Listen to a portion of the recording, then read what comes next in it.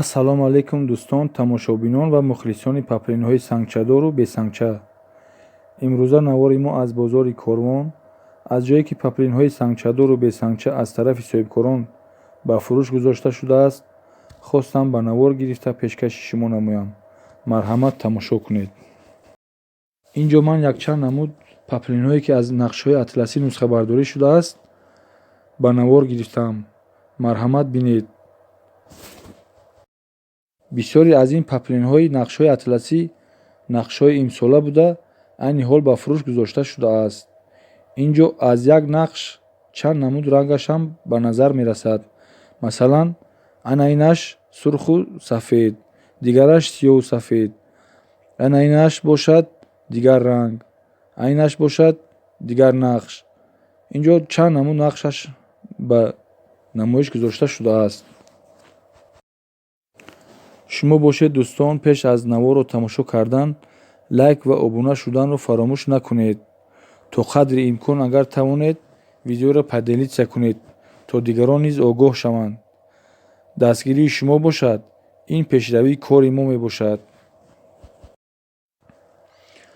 ҳамаи паплинҳое ки айни ҳол шумо дар навор мебинед, ҳамаи инҳо сифатҳои миёна буда ҳар сол дар баробари фасли гармӣ сар шудан аз тарафи соҳибкорон ба фурӯш гузошта мешавад.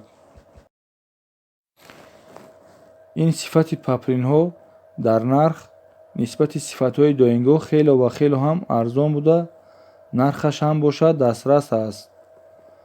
масалан, як либоси паплинҳои доимгоҳи навинка сангчадораш аз 100 сомон то 120 сомон бошад. нархи ин паплинҳо бошад сангчадори навинкааш аз 60 сомон то 80 сомон фурӯхта мешавад. санги простояш 60 сомон, санги оригиналаш бошад аз 70 то 80 сомон мебошад. тоҷикистон ки ватани офтобӣ аст, бонувону модарони мо ин гуна сифатҳоро бисёртар истифода мебаранд. на ба хотире ки ин паплинҳо арзон аст, балки барои он истифода мебаранд ки дар вақти ҳавои гармӣ пӯшидани ин паплинҳо сабук мебошад ва тарзи нафаскашиаш ҳам бошад озод аст.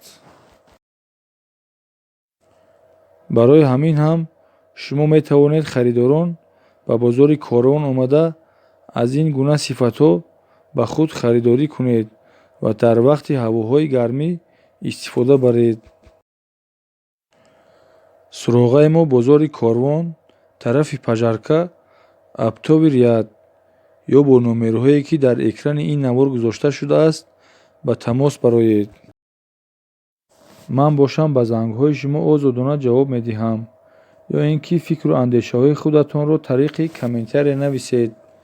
ман ҳамаи комментарияҳои шуморо хонда ҷавобашро мегардонам. дар навори имрӯзаи худ ман тавонистам якчанд намуд паплинҳои тигриро ба навор гирам, ки ҳар сол дар баробари дигар намуд паплинҳои тигрӣ ҳам ба фурӯш гузошта мешавад. ҳамаи паплинҳое ки дар навор мебинед, ҳамаи инҳо бо ду нарх ҷудо карда шудааст. қисми поёнии сангчадорашон 60 сомон ва қисми болоиаш бошад 70 сомон нархгузорӣ шудааст. касоне ки аз ин паплинҳо хоҳиши зиёд хариданро доранд, марҳамат ба бозори Корвон биёянд ва аз ин нархҳо ҳам боз ҳам арзонтар мешавад.